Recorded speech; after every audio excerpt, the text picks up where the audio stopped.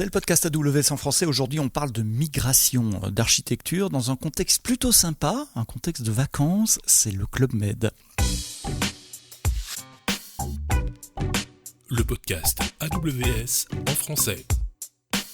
Sébastien Stormac. Bonjour, bienvenue dans le podcast AWS en français. Vous le savez, c'est tous les vendredis matins, un nouvel épisode dans vos applications de podcast, Deezer, Spotify, Amazon, Apple Podcast, you name it, comme on dit en bon franglais. Si c'est une bonne application de podcast, il y a de bonnes chances qu'elle y soit. Parlez-en autour de vous, à vos collègues, à vos amis, si vous avez des collègues ou des amis. C'est comme ça que la communauté grandit. Laissez-nous des petits pouces vers le haut, des petites étoiles et partagez les épisodes du podcast qui est dans sa 8e année déjà, avec un épisode qui sent bon les vacances, puisque j'ai le plaisir d'accueillir avec moi aujourd'hui Jérémy Wallace. Tu es principal architecte, lead architecte au Club Med, le Club Méditerranée, on ne dit plus le Club Méditerranée, maintenant même le site web c'est clubmed.fr. Pour les quelques-uns qui ne connaîtraient pas le Club Med, qui est quand même une institution en France, c'est quoi le Club Med ? Alors le Club Med, c'est une entreprise qui a été créée en 1950. On a inventé le concept de séjour tout compris. On propose à nos clients 80 destinations à travers le monde. Des villages de vacances où on peut partir en famille, où vous êtes peut-être, vous déjà, parti aussi, inventé par un Belge. D'ailleurs, j'ai appris ça en préparant cet épisode. Tout à fait. Je pensais que c'est une entreprise française inventée par un Belge. Alors, vous avez plein d'applications, évidemment, comme toutes les grandes sociétés. Ici, on parle de quel périmètre d'application ? On parle de B2C, donc les applications que vos clients voient, c'est-à-dire ? C'est ça, c'est la première application qui regroupe, on va dire, 3 parties. La partie catalogue produit, donc c'est là où on va faire rêver le client. Les belles photos de plage. Les belles photos, les belles vidéos de plage, là, ils peuvent se projeter. La deuxième partie qui est donc le tunnel de réservation, donc voilà la partie achat, et ensuite l'espace client, qui est post-achat, qui leur permettent de voir un petit peu ce qu'ils ont acheté, éventuellement de rajouter des services et de contacter, si besoin, un de nos géos. Et je suppose qu'aujourd'hui, en 2026, ce tunnel d'achat est un des axes principaux d'achat. Il y a certainement les gens qui vont en agence aussi ou qui achètent via des tours opérateurs, mais de plus en plus de gens doivent acheter en direct sur votre site web, donc c'est un canal de vente important. Tout à fait. Aujourd'hui, on a 2 axes de vente, principalement les agences et ensuite les agences physiques qu'on peut retrouver partout et le site internet. Quels étaient les challenges métiers qui ont quand on commence une réarchitecture, c'est jamais pour le plaisir, c'est que vous aviez des contraintes ou des choses à améliorer. C'était quoi les challenges métiers qui vous ont poussé à cette réarchitecture ? Je dirais notre capacité à innover. On avait, aujourd'hui, à l'époque, ça fonctionnait bien. On était sur des services on-premise. On avait des services cloud pour toute la partie CDN. Ça fonctionnait bien, mais il fallait vraiment anticiper le besoin métier et forcément ça ralentissait un peu le time to market. L'idée c'était de repenser l'applicatif en termes de technicité pour pouvoir améliorer l'innovation. Donc on parle des critères que les auditeurs et les auditrices du podcast ont l'habitude d'entendre, de time to market, de scalabilité, etc. Je ne sais pas si tu as des chiffres ou des exemples, des anecdotes. Un exemple concret, donc par exemple, on a dû créer un système de sondage sur le site internet. On avait un besoin donc de créer des API REST qui permettaient de sauvegarder des préférences utilisateurs pour réorienter un petit peu le site. Il fallait donc mettre en place une base de données de type NoSQL pour pouvoir faire de la sauvegarde. Il fallait déployer une API REST. Il fallait aussi créer des petits widgets pour proposer ce fameux formulaire. À l'époque, on aurait dû commencer à provisionner des machines physiques pour pouvoir mettre en place ces bases de données, tester les backups, s'assurer qu'on a une machine virtuelle pour déployer les API REST. Avec AWS, on l'a déployé en quelques jours. On a pu simplement déployer un serveur de base de données. Donc nous, on a utilisé DynamoDB. On a déployé en serverless quelques API REST et ensuite, on a déployé tout simplement ça en quelques jours pour prendre du feedback des utilisateurs. Alors ça, c'est la situation à la fin, après la migration.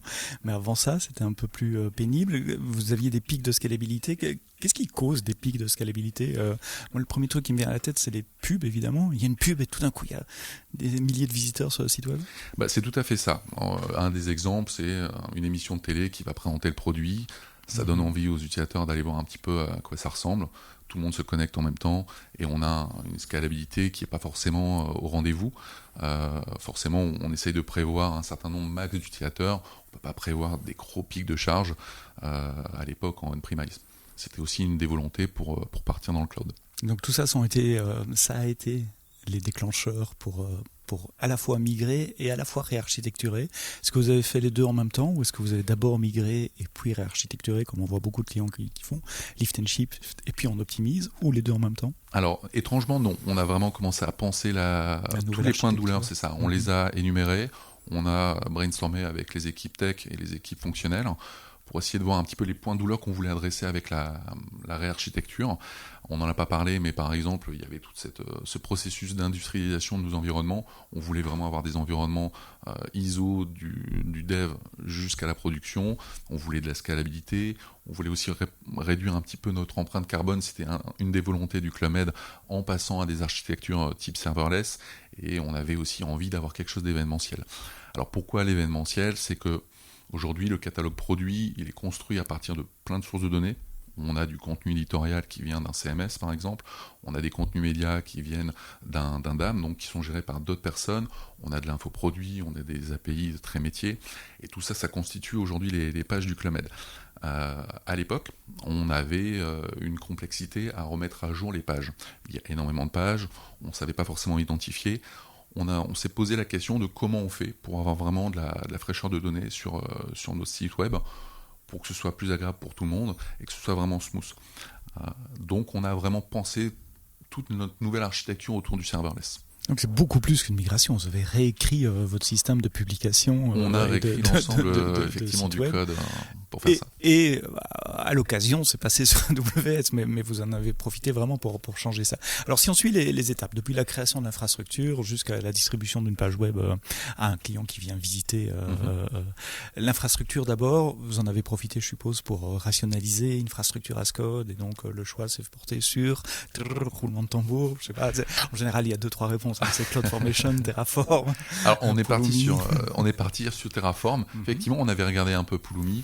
On est parti sur Terraform avec un petit système un peu custom qui ressemblerait un peu à du TerraGrunt aujourd'hui. Donc avec des systèmes de hook qui nous permettent de faire des actions avant déploiement et après déploiement. Donc ça a vraiment été quelque chose de... Ça, c'est du standard. Oui. Voilà, ça prend un peu de temps, mais sans difficulté, sans surprise majeure. On n'a pas eu de difficulté majeure. C'était, au contraire, ça nous a simplifié la vie. À l'époque, on fonctionnait beaucoup avec des scripts un peu custom, du Ansible. C'était un peu douloureux à chaque fois d'avoir les mêmes environnements en fonction des contextes applicatifs. Là, on travaille tout le temps de la même façon désormais. Un petit projet Terraform, on déploie toutes les ressources dont on a besoin. On a pensé aussi à créer des modules qui sont réutilisables, donc on essaye vraiment de refaire exactement la même chose, peu importe l'applicatif. Comment vous influez, pas vous influencez, mais vous influez, comment vous distillez la culture ISI, automatisation à travers les différentes équipes? Il y a un Cloud Center of Excellence, il y a des formations internes, il y a des meet-up internes. C'est quoi l'organisation structurelle pour partager cette nouvelle culture, cette nouvelle manière de faire? Alors, effectivement, on a des meet-up. Toutes les 2 semaines, tous les mois, on essaie de se rencontrer un petit peu pour présenter. Donc c'est pour présenter par exemple l'infra as code, ça peut être présenté aujourd'hui l'intelligence artificielle, bon, on en parle beaucoup. Il y a plein de sujets techniques qui arrivent, qu'on va présenter. Après ça peut se faire aussi autour d'un café, quand on discute avec les différentes équipes. On reste au Club Med, donc voilà, il y a quand même cette proximité aujourd'hui où on entend qu'effectivement telle équipe a fait de telle façon, ça intéresse les autres. Il y a une proactivité de la part de tous les collaborateurs qui vont dans le bon sens. Et puis on a aussi une démarche qualité qui a été initiée par l'équipe d'architecture. On va en amont travailler un peu avec les équipes produits pour essayer de concevoir avec eux la meilleure solution avant de commencer à coder. Et ça permet d'arriver à votre deuxième objectif qui était dev égale prod et même d'environnement partout. Alors c'était un des points de douleur qu'on avait. Effectivement, les environnements de développement ou d'intégration n'étaient pas forcément ISO, staging et prod, et on se retrouvait à devoir tester, recéter 2 fois finalement les environnements de dev, puis les environnements de staging ou de prod, et on n'était pas forcément serein. Tu parlais d'infra as code, ça nous a permis de répliquer exactement des environnements du dev jusqu'à la prod de façon totalement ISO. Comment vous gérez le drift, ou il n'y a plus de drift, il n'y a pas de drift. De drift, pour ceux qui ne connaissent pas, c'est quand l'environnement de prod s'écarte de l'infrastructure as code, parce qu'on va faire des petites interventions manuelles parfois, parce que c'est plus rapide. C'est autorisé, c'est interdit, comment ça se passe? Alors nous, c'est interdit.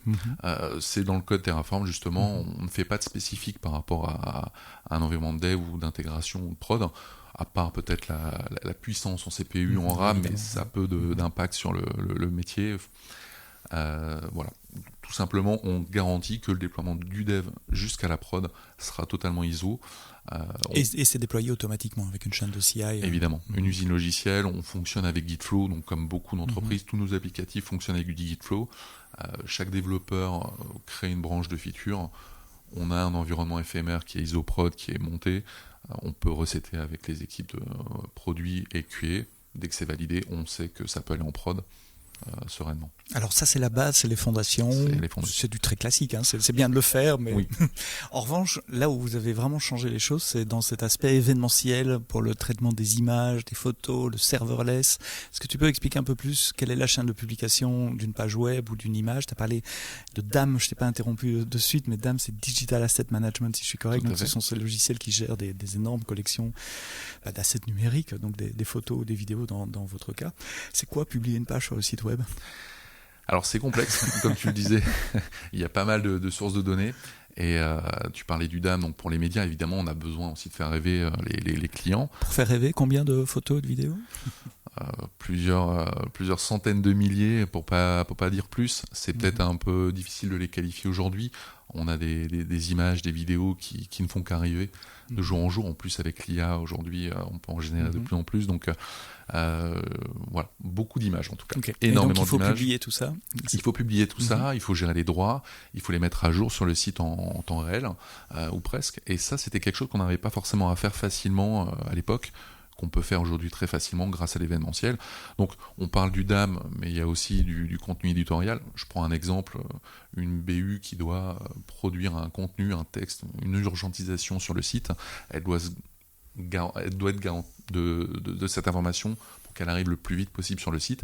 Ça, c'était pas forcément faisable, en tout cas automatiquement à l'époque. C'était des flushs qu'on devait faire manuellement voilà, en recevant un mail.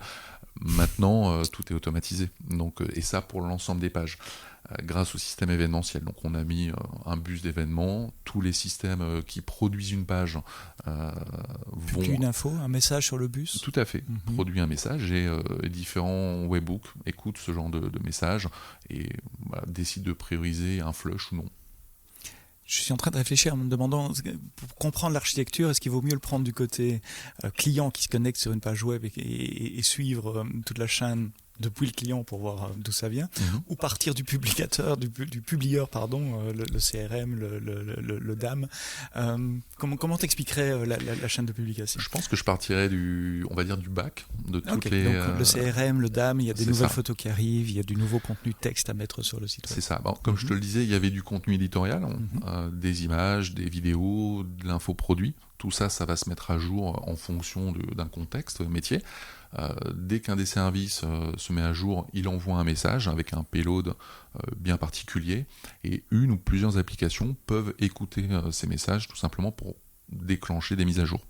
Quand tu dis une mise à jour, c'est vous régénérez une page web statique Tout à fait. En fait, on régénère une page, mais on le fait pas on le fait en tâche background. C'est là où justement on a utilisé la technologie serverless. C'est que plutôt d'essayer de flusher et ensuite de reconstruire la page pour l'utilisateur, ça aurait eu un impact négatif pour un utilisateur qui arrive et qui doit aller reconstruire cette page à travers les différentes sources de données. On a mis en place un mécanisme qui va déclencher une petite tâche en background pour reconstruire la page et ensuite déclencher un flush dans nos CDN. Ah oui, il faut flusher tous les caches dans le monde pour les pages ou les images qui ne sont plus valides. C'est ça. En fait, une page, au sens Club Med, c'est vraiment un graphe. On a plein de blocs. Chaque bloc a des sources de données. Et on met des marqueurs. On se dit, voilà, tel bloc a besoin de telle information produit. Donc on a un petit tag pour chacun des blocs. Et quand on reçoit un message sur le bus d'événement, on sait que tel bloc est mis à jour et qu'il faut par conséquent remettre à jour telle et telle page. Mais votre site web est fait de pages statiques qui sont donc générées dynamiquement en fonction C'est ça. des changements dans le back-end. Alors j'ai une question super naïve. Ça fait longtemps que j'ai pu travailler sur des grosses infrastructures web, mais à mon époque, j'ai des cheveux blancs, on travaillait à l'envers. C'était un app serveur qui recevait la requête et qui allait composer la page dynamiquement. On se souvient tous de JSP, ASP, ASP.NET et avant ça CGI pour vraiment les plus anciens. Ici, j'ai l'impression, si je te comprends bien, l'approche est complètement différente. On ne génère pas les pages à la volée, à la demande pour un utilisateur, mais on les pré-calcule pour tout le monde. Pourquoi ? Pour plusieurs raisons. Déjà, c'est plus simple pour nous de construire la page en background et de ne pas donner à un utilisateur cette sensation de lenteur sur une page. Parfois, on avait aussi des pages qui étaient purement à destination du SEO. Donc, les moteurs de recherche qui arrivent sur une page, qui se prennent 10 ou 15 secondes de temps de génération, ils n'aiment pas ça. Ils baissent un peu le budget crawl. Et donc, c'était vraiment pour optimiser, de se dire que ce temps de latence, on ne voulait absolument pas le montrer aux utilisateurs, que ce soit des utilisateurs physiques ou des robots. Donc on a mis en place une ferme de rendu grâce à des lambda serverless pour pouvoir générer ces pages. Il n'y avait pas un besoin immédiat de flusher une page pour pouvoir la reconstruire tout de suite. On pouvait la reconstruire tranquillement en background et ensuite proposer simplement un flush.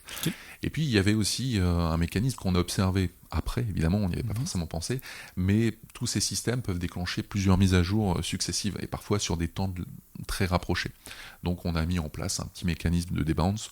On se dit voilà, on attend vraiment qu'il n'y ait plus d'événements sur une mise à jour d'une page avant de déclencher son flush. C'est l'utilisateur qui sauve 3 fois son texte dans le CRM, on ne veut pas régénérer 3 fois la page. Exactement, sachant qu'en plus il y a d'autres systèmes et les gens ont tendance à travailler à peu près en même temps, donc forcément on avait parfois énormément d'événements qui arrivaient pour une page donnée et puis on ne faisait que la reconstruire sur une petite période de temps. Comment vous flushez le CDN, élément par élément, enfin cette granularité de la page ou de l'image? C'est ces fameux marqueurs. Quand on génère une page, c'est vraiment un graphe de données. Donc on a des blocs sur la page. Chaque bloc, comme je te le disais, a une information, produit, médias, CRM, etc. Et cette page, elle a un tag. On sait que ce bloc a besoin de telle data. Et quand on reçoit une mise à jour d'une data, on a ce même tag. Donc on peut faire très facilement la corrélation pour récupérer la liste des pages qui sont concernées par cette mise à jour. Une chose que tu as dit au début, c'est l'aspect green aussi. Donc vous avez fait le choix de partir sur du serverless pour pas avoir des serveurs H24 qui tournent. Est-ce que vous êtes arrivé à faire ça entièrement avec du lambda ? Alors pour revenir sur le Green IT, c'est vrai que c'est important pour nous. On voulait vraiment réduire notre empreinte carbone.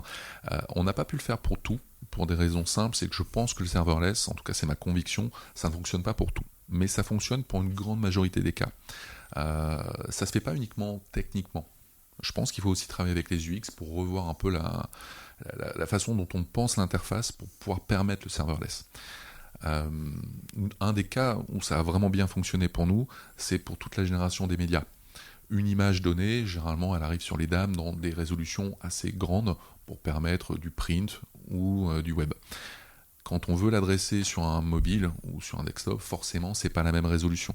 Donc on avait besoin d'avoir des serveurs qui étaient capables de redimensionner à la volée une grosse quantité d'images. Mais dès que ces images sont calculées, on n'a plus besoin de ces serveurs-là. Donc pour nous, le serverless là-dessus, c'était vraiment primordial. Et ça a été 100% des images aujourd'hui sont générées via des serverless. Ouais, typiquement, le flux, c'est une nouvelle image qui arrive du DAM via un événement. La fonction lambda se déclenche ou les fonctions lambda. Vous avez du code custom qui resize, qui redimensionne avec des librairies standards. C'est ça, du FFmpeg, voilà. Et puis qui redépose sur S3, je suppose, dans votre cas, ces images. Qui redépose dans S3 et qui ensuite est utilisé via CloudFront.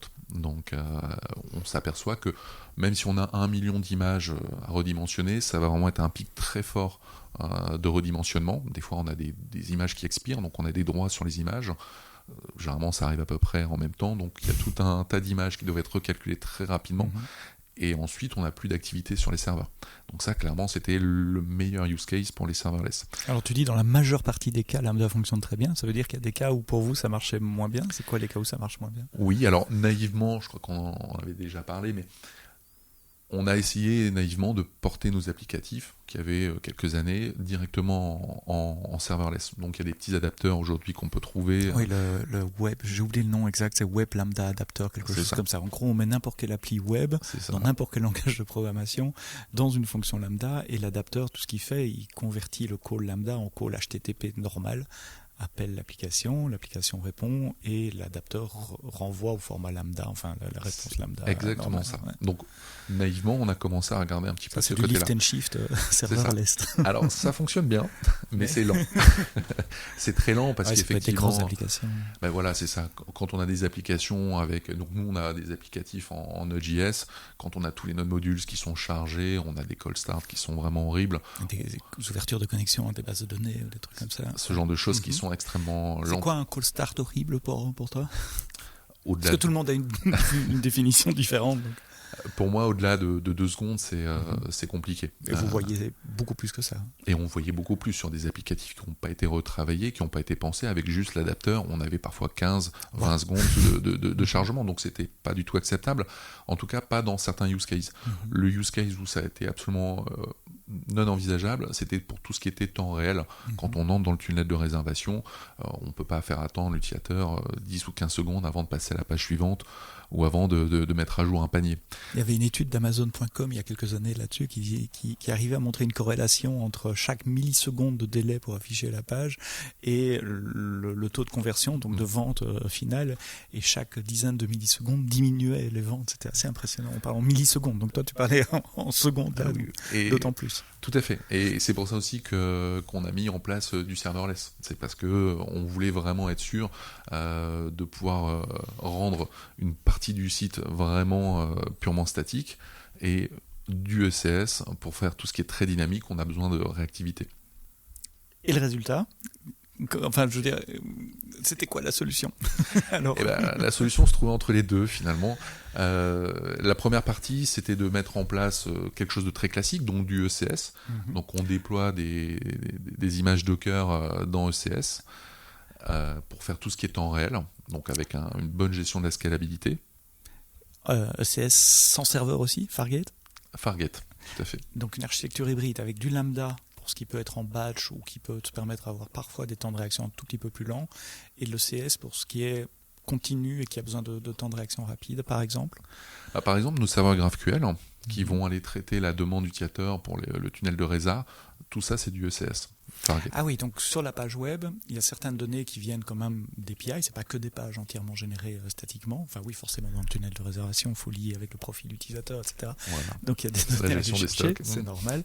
Et donc ces serveurs d'API, eux ils tournent dans ECS Fargate de manière à être tout le temps disponible. C'est ça, avec une bonne scalabilité, parce que c'est souvent là où on va avoir un petit point de contention. Voilà. AppSync était une option envisagée ou pas? On l'a regardé, plus pour des environnements de développement, pour être franc. On n'avait pas ce besoin-là. Il y avait des fonctionnalités qui ne nous servaient pas forcément, et on voulait quand même se garder la possibilité demain de migrer vers EKS. Donc voilà, on est parti sur ECS, Fargate, on déploie un certain nombre de containers et surtout une scalabilité qui est bien testée. Et le bus événementiel au milieu de tout ça, c'est le cœur du cerveau. Vous utilisez EventBridge ou vous avez un système de bus aussi dans ECS? On a utilisé EventBridge, ça fonctionne très bien. Voilà, donc on publie des messages et puis on les reçoit, les applicatifs les reçoivent via des lambda serverless pour décider de certaines actions à faire dans l'infrastructure. C'est quelque chose dont on n'a pas forcément, je pense pas qu'on l'a évoqué, mais une des motivations aussi de partir sur une migration AWS, c'était d'avoir une uniformisation de la pipeline. Ça voulait dire qu'on avait le CDN au même endroit que nos serveurs applicatifs, que notre bus d'événements, pour pouvoir vraiment avoir une facilité d'orchestration. Et aujourd'hui, avec cette solution, donc tu parlais d'EventBridge, oui, c'est facile. On déploie une petite lambda qui va avoir une action sur le CDN ou sur l'applicatif ou sur un storage. On peut imaginer plein de choses et ça a été aussi rendu possible grâce à AWS. Vous déployez dans le monde entier via le CDN, vous avez des clients dans le monde entier. Est-ce que vous êtes sur une région ou dans une architecture multirégion? On est dans une architecture multirégion. Vous avez besoin de synchronisation des données aussi, des images ou des données utilisateurs, des profils utilisateurs. Comment ça se passe ? Alors, comme on a beaucoup de cache au niveau de nos médias, c'est un peu l'objectif. On essaye vraiment d'atteindre un bon niveau de cache. Je pense que plus de 95% des requêtes qui sont servies sont cachées. On a mis en place la synchronisation des caches entre les POP des CloudFront. Donc ça nous a permis de réduire. On fait un calcul pour une donnée, pour une image, etc. Et elle est répartie à travers les POP sans devoir recontacter les origines. Mais les back-ends, les API GraphQL, etc., ça passe par le CDN aussi ou ça va en direct sur une région ? Tout passe par le CDN, oui, de manière à accélérer le transport réseau. Exactement. Et puis aussi pour des raisons de sécurité, on a nos WAF qui sont déployés, qui protègent les applicatifs. En préparant cet épisode, tu as donné quelques chiffres. C'est assez impressionnant. On parle de combien de requêtes par mois ? Alors j'étais surpris aussi en regardant les métriques. On a à peu près 3 milliards de requêtes par mois. 3 milliards de requêtes HTTPS, voilà. Avec à peu près 350 millions d'images qui sont servies aux utilisateurs. Donc c'est ça qui va les faire rêver. À peu près 1,2 milliard de pages. Donc quand je dis pages, c'est la page HTML, mais également les CSS, les JS qui vont permettre de dynamiser la page. Et à peu près 1,5 milliard pour la partie vidéo. Donc la partie vidéo, ça peut paraître énorme. On a fait le choix de streamer des vidéos avec des petits chunks de vidéos de 2-3 secondes. Exactement. Dans différents protocoles. C'est encore un des use cases du serverless. C'est que quand on reçoit une vidéo assez gourmande, 1 giga, 2 gigas, on la découpe dans des chunks très petits, dans différents protocoles, toujours adaptés le plus possible au device pour minimiser la bande passante. Et donc ça fait forcément beaucoup de requêtes. Oui, ça fait aussi beaucoup de temps de calcul pour réencoder les vidéos dans tous les formats différents et les chunker dans tous les formats différents. Et du stockage aussi.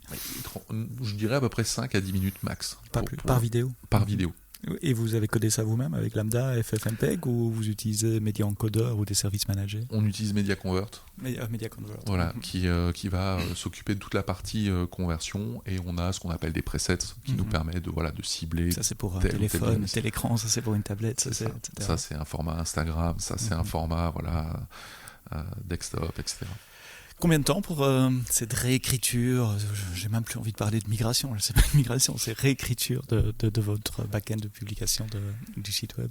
Eh ben, en quelques mois, on avait déjà un prototype, un MVP. Donc on avait décidé de sortir, on va dire, un pays. Donc nous on fonctionne en pays. On a sorti un pays et on l'a testé. A/B testé pour un petit peu comment les gens réagissaient. Donc on a pris forcément un petit marché. On a regardé, mais en quelques mois, on avait quelque chose qui tournait, et puis on l'a amélioré avec la business unit. On a essayé de vraiment d'itérer le plus possible, et au bout d'un an, on avait quand même déjà une grande majorité de nos pays qui étaient migrés sur la nouvelle version. Donc une migration pays par pays, c'est ça. Progressivement. Alors ça a l'air bien comme ça quand tu parles là devant moi, mais tout n'a pas été rose nécessairement. C'est quoi les surprises que vous avez eues ou les challenges que vous avez eus ? On en parlait tout à l'heure, mais le premier challenge, c'était la désillusion autour des lambdas. Forcément, on imaginait pouvoir traiter le fameux cold start en se disant on va pouvoir optimiser, mais il y a quand même des contraintes, surtout quand on bosse en Node.js. On a des frameworks. Donc nous, on utilise par exemple Next.js pour la production de pages. C'est des applicatifs qui emmènent beaucoup de modules qui sont très lourds, et malgré l'optimisation des layers, malgré l'optimisation d'un passage en Docker ou en zip pour le déploiement, il y a quand même un boot qui est là, et on essayait de tordre un peu le modèle en se disant on va essayer d'améliorer le cold start. Il y a plein de techniques aujourd'hui qu'on peut trouver sur l'optimisation. On parlait des layers, mais aussi j'ai vu des optimisations avec du prefetching, ce genre de choses. Il y a des gens qui utilisaient par exemple le Google Analytics pour essayer d'améliorer un petit peu leur préchargement en regardant un petit peu le parcours utilisateur nominal pour pouvoir se dire ok, il y a de grandes probabilités qui cliquent là, donc je vais précharger la lambda. Les lambda les lambda pré-provisionnés, je trouvais plus le mot. Oui. C'est quelque chose que vous avez observé ou regardé aussi? Alors quand on a regardé, ça n'existait pas encore. D'accord. On l'a regardé. Après, je pense que ça va pas tellement avec notre philosophie. Déjà, pour une raison simple, c'est qu'on voulait faire du serverless. Donc, toujours cet aspect un peu green IT. On essaie de réduire notre empreinte carbone. Donc, si on doit provisionner des lambda, qui attendent des requêtes. On revient à un paradigme qui n'était pas forcément notre conviction. Le deuxième point, c'est que quand la lambda elle est provisionnée pour une région. C'est-à-dire que si on veut agir sur l'ensemble du globe, il faut provisionner dans chaque région des lambdas. Ça peut coûter cher. C'est même pas qu'une question de coût, mais c'est aussi une question de philosophie. D'accord. Pourquoi aller garder le minimum de compute, c'est démarrer ça. À un moment donné. On s'est dit, on est en train de tordre un modèle. Le serverless, la promesse, c'était je démarre vraiment la fonction quand on en a besoin. Si on doit commencer à provisionner un certain nombre de pools de serveurs functions pour chaque région en espérant pouvoir scaler, c'était compliqué. Et puis finalement, même si tu en provisionnes 10 par région en se disant bon, ça reste acceptable, quand il faudra approvisionner la 11e, il y aura quand même ce cold start. Ah oui, donc je pense que et de la même manière, les Lambda Managed Instance qui sont sortis à reInvent l'année passée, voilà, avoir des instances C2 qui attendent des requêtes, c'est en dehors de votre philosophie, donc ça ne va pas régler non plus. C'est ça. Et donc là, la réponse était ECS. Mais c'est venu assez spontanément et facilement, cette idée d'architecture hybride, ou ça a été un processus, un accouchement douloureux? Non, pas douloureux, mais vraiment progressif par contre. On a le cas très simple, c'est on prend tout, on met tout dans ECS. Donc on commence à mettre les pages, les serveurs de données, etc. Et ensuite, chaque brique, on va la sortir de CS pour aller, on va dire, la rendre compatible en serverless. Et donc, progressivement, on a pu améliorer. La première chose sur laquelle on a travaillé, c'est par exemple les médias. Beaucoup de médias, il fallait absolument que ça scale, et il n'y avait pas un grand besoin de rendre le média en temps réel. Tous les petits use cases sur le site qui peuvent être faits en asynchrone, on en a profité pour les migrer.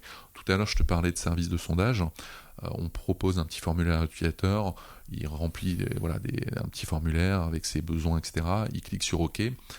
Si on fonctionne de façon synchrone, on va dire qu'il faut attendre que la requête soit partie enregistrée pour rendre la main à l'utilisateur sur ce formulaire. Nous, on fait simplement le choix de se dire que quand on clique sur OK, le formulaire se cache, ça ne se voit pas forcément à l'utilisateur, et en background, on envoie la réponse à l'utilisateur. Donc c'est plein de petits paradigmes, c'est pour ça que je parlais du X tout à l'heure, il faut vraiment coupler l'UX à l'infrastructure, et ça nous permet vraiment de débloquer un peu cette première problématique du cold start. Donc ce n'était pas qu'une réécriture technique, vous avez embarqué aussi les designers, les BU, les product owners. Tout le monde a été embarqué dans cette migration, et surtout aussi les UX, oui, tout à fait. En préparant cet épisode, tu m'as parlé d'une autre surprise qui vous a pris un peu de court, c'est la gestion des quotas sur les comptes AWS, les fameux quotas. Les fameux quotas. Effectivement, on parlait de serverless. Aujourd'hui, on peut exécuter un certain nombre par compte applicatif de fonctions lambda. Je crois que c'est 1000 de mémoire. Donc nous, on a un découpage, on a un compte route, on va dire un master sur AWS qui détient une quantité de comptes applicatifs par environnement, voilà, c'est ça, pour faire du FinOps. Cette problématique au niveau des quotas, elle se retrouve aussi au niveau des comptes. Quand on veut, par exemple, améliorer un quota pour un nombre de fonctions à exécuter dans un compte, il faut le faire sur l'ensemble des comptes. Et ça passe pas par Terraform? Alors, ça peut se faire en Terraform, mais comme c'est un one-shot, on va maintenir du code Terraform qui n'a pas forcément d'utilité. Donc après, il faut penser soit à le nettoyer, soit on fait les demandes un peu manuellement. Et on aimerait pouvoir agir au niveau d'un compte master pour que ça se spread sur l'ensemble des comptes. Alors ça, c'est une petite contrainte, mais on parlait d'harmonisation des environnements, on peut avoir des petites surprises à ce niveau-là. Si on a augmenté, par exemple, on a augmenté à 5000 le quota, par exemple, de lambda simultané, on l'a fait en dev, en intègre, on a lancé les tests, et puis on passe en prod et on a oublié de le faire en prod.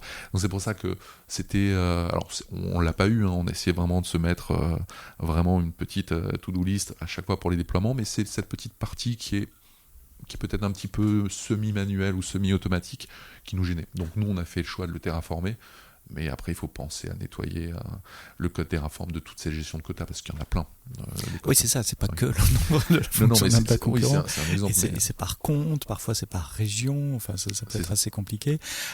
Donc si tu avais une baguette magique ou les équipes services en face de toi, tu voudrais une gestion de quotas à partir du compte route d'une organisation et qui cascade. C'est pas dangereux pour les comptes de dev, ça, d'avoir des quotas trop élevés? Ça ouvre la porte à des erreurs de config ou non? Je suis très naïf, je pose la question. Peut-être de budget, mais comme ça peut se gérer en amont via le FinOps, ça n'a pas été une problématique. Je pense qu'aujourd'hui, s'il y a des quotas chez AWS, c'est peut-être plus à toi de me le dire d'ailleurs, mais je pense que c'est pour éviter la consommation de ressources qui enverrait une grosse facture sur des environnements de dev.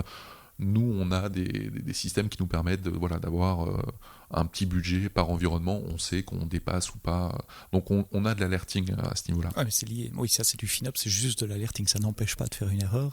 Oui. Ça veut juste dire qu'on va la voir, a priori, plus rapidement que quelqu'un qui n'en a pas. Et donc, pouvoir réagir plus rapidement aussi. C'est ça. Après, ça ne génère pas forcément d'erreur. Quand tu augmentes telle ou telle ressource, ça ne va pas te générer une erreur applicative, mais juste peut-être te réduire un peu la scalabilité. Les quotas, le call start. Il y en a un troisième aussi. Et oui, justement, rappelle-moi. C'était la scalabilité. Parce Dis-moi. que c'est vrai que quand on part dans le cloud, pour ceux qui n'ont pas encore fait le passage, on se dit, le cloud, ça scale. C'est facile. Alors oui, c'est facile, surtout avec ECS. On a du scale automatique qui va se baser sur le CPU, sur la mémoire, etc. Plein de choses. Nous, on avait plusieurs typologies de scaling. On a commencé à mettre en place des tests de stress avec Cassis. Voilà, c'était l'outil qu'on utilisait pour observer un petit peu comment l'application scalait. Donc, dans 95% des cas, ça fonctionnait bien. Le scaling est progressif. On a un certain nombre d'utilisateurs qui arrivent linéairement, et ça fonctionne bien. Mais il y a le problème, laisse-moi deviner, des pics, parce qu'au début de cet épisode, on parlait des pubs télé, et ça, quand je donnais des cours d'architecture il y a plus de 10 ans chez AWS, c'était le cas, encore aujourd'hui. Il y a une pub sur TF1, C'est ça. Il y a des milliers de personnes qui débarquent en moins d'une minute sur le site web. Comment ça scale? C'est ça le problème. C'est ça, et c'est les fameux 5% qui restent dans nos stress tests, c'est comment on fait pour accueillir 1000 utilisateurs d'un coup sans dégrader l'expérience utilisateur. Et les métriques d'AWS fonctionnent bien, on va dire pour 95% Oui, pour du linéaire, du progressif. Voilà, c'est ça. Sur du des plages progressif. de 10, 15, 20 minutes. Exactement. Et ça fonctionne bien. On a donc les métriques d'AWS, on peut descendre à la minute. Donc chaque minute, on a un point d'observation. Quand on veut réagir, par exemple, prenons la mémoire. Voilà, si on est à plus de 50% de mémoire RAM, on va scale. Donc on a une minute où on doit attendre qu'on a ce premier point d'observation. Généralement, on en met au moins 2 pour éviter les faux scaling. Donc il faut attendre 2 minutes. Le temps de démarrer les containers, de les récupérer des registres. On a 2 minutes et demie où les utilisateurs sont dans une lenteur qui n'est pas forcément acceptable. Tu parlais de millisecondes pour le conversion rate. De notre côté, c'est pareil. On ne veut pas attendre 2 minutes et demie. Donc on a commencé à regarder plusieurs choses, et une seule chose qui vraiment fonctionne bien, c'est les custom metrics. Donc là, les custom metrics avec de l'open télémétrie, on peut aller... Donc vous observez des métriques depuis l'application et vous publiez avec open télémétrie. Et alors, c'est quoi les métriques custom? Alors, ça peut être, on peut reprendre le CPU ou la RAM si on pense que c'est fondamental pour nous. Souvent, ça ne l'est pas. Non, ça l'est pas. Il faut le coupler avec d'autres choses, mais ça peut être par exemple le nombre de personnes qui sont en train de réserver un voyage, ça peut être un nombre de paniers, ça peut être plein d'informations métiers. Ça, ce sont voilà. Si tu viens de dire le mot, ce sont des informations métiers. J'adore quand mes invités me disent ça, parce que c'est très pertinent. C'est coupler les métriques techniques à des métriques métiers. Combien de personnes commencent un tunnel d'achat ou ont ajouté un item dans le panier ou des choses comme ça. C'est ça. Et forcément, ça sollicite certains endpoints qu'on connaît être un peu plus lents que d'autres. Donc, on peut aller cibler vraiment ces métriques fonctionnelles. Par exemple, je t'interromps, j'essaie de comprendre. Si je prends un exemple. Si plusieurs personnes mettent un voyage dans le panier, vous savez que l'étape d'après, ça va être de payer. Donc, vous pouvez d'ores et déjà commencer à scaler le système de paiement. Ça peut être ça. Ça peut être ça, ça peut être par exemple, nous, c'est ce qu'on appelle les fameuses propositions. C'est avant de rentrer dans le Booking Engine, on a des proposals. Donc toutes ces proposals sont des propositions aux clients. Ça demande forcément un petit peu de temps de calcul, puisqu'il faut aller chercher de l'info transport, il faut aller chercher de l'info au niveau de la gestion des stocks, etc. Donc c'est des requêtes qui peuvent être un peu lentes. Si on s'aperçoit qu'effectivement on commence à avoir un nombre important de propositions, il faut être capable de scaler en amont. Donc c'est vraiment ce couplage entre des métriques très techniques et des métriques très fonctionnelles qui nous permettent de garantir un meilleur scaling. Et puis on peut aussi descendre à une granularité d'une seconde. Et ça, c'est quand même très important, parce que si on met 3, 4, même 5 points d'observation, ça nous fait 5 secondes pour comprendre qu'il y a une problématique, et le temps de déployer les nouveaux containers et en 30 secondes, on sait qu'on peut scaler, ce qui n'est pas pareil que 2 minutes et demie. Et tout ce que tu décris là, ce sont déjà des configurations qui peuvent se mettre en place de façon réactive. Enfin, je veux dire, on n'y pense pas d'abord. C'était pas dans vos plans initiaux de prévoir tout ça. On observe un état de fait, on se demande comment on va réagir, et puis on met ça en place progressivement. Donc, ce sont des raffinements, des améliorations, des optimisations que vous avez fait au fil du temps. Tout à fait, c'est vraiment de l'amélioration continue. On a d'abord essayé d'adresser les 95% pour l'autoscaling, donc ça fonctionnait bien, et on a observé de temps à autre des fameux pics qu'on avait du mal à gérer, où on monitorait les temps de réponse et on voyait que sur des petites périodes très courtes, il y avait une dégradation des perfs. Donc ça passe évidemment par de l'observabilité, et en fonction de ça, on a adressé les 5% après, et je pense que ça s'est fait peut-être même 1 an après le déploiement. Donc ça n'a pas été tout de suite, c'était pas forcément une priorité. On a voulu adresser forcément on va dire le cas classique, ces fameux 95% de scaling. Donc hôtel, Grafana, je suppose, pour la visualisation, des custom métriques, et puis des custom scaling policies sur ECS. C'est ça, alors c'est plus du Kibana. J'avais une chance sur 2. Mais, oui, le principe est là. Oui, c'est plus du Kibana. Et puis des outils aussi extérieurs d'observabilité. Il y en a déjà beaucoup chez AWS. On a effectivement des services SaaS qui nous permettent d'avoir un peu d'observabilité, d'APM, enfin voilà, pour améliorer aussi les applicatifs. Alors c'est une bonne transition sur ma dernière question, mon dernier groupe de questions. Maintenant que vous êtes là, que vous êtes dans ce mode d'amélioration continue et d'improvement continu, comment tu vois le futur de cette plateforme ? Alors, on a déjà atteint un bon niveau de maturité au niveau de notre applicatif B2C. Alors, il n'y a pas que celui-ci, hein, il y en a d'autres. L'objectif, c'est justement de migrer à peu près tout le parc applicatif, ou en tout cas une grande partie, vers ce type d'architecture hybride, donc serverless / ECS. Donc ça, c'est vraiment un déploiement applicatif. La deuxième partie, ce serait d'aller vers EKS. On n'en a pas parlé beaucoup, mais on a choisi le time to market. Quand on a commencé à déployer, on est parti sur ECS pour sa simplicité. On va essayer de rentrer un peu plus, on va dire, dans un niveau de granularité important avec EKS. Il y a des besoins pour ça. Enfin, je suis toujours un peu sceptique quand on me dit qu'on doit passer sur EKS. Parce que ECS, souvent, correspond à 90, voire au-delà des besoins. Enfin, il y a une complexité dans EKS. Qu'est-ce que ça va vous apporter en plus ? Peut-être les coûts, tout simplement. Voilà. Faut voir un petit peu avec les coûts, et c'est vrai qu'après il y a une rationalisation. Au début, il y a une espèce d'euphorie, on part sur l'ensemble des services et on essaie de tester, et après on rentre dans cette phase de rationalisation avec le FinOps. On a déjà beaucoup optimisé toute la partie CDN, cache, etc. Maintenant, c'est le dernier levier, on va dire, pour optimiser, on va dire, les coûts, tout simplement. Plus d'observabilité encore meilleur FinOps, rationalisation, ce sont les axes pour 2026 et au-delà. C'est un travail qui est continu, effectivement.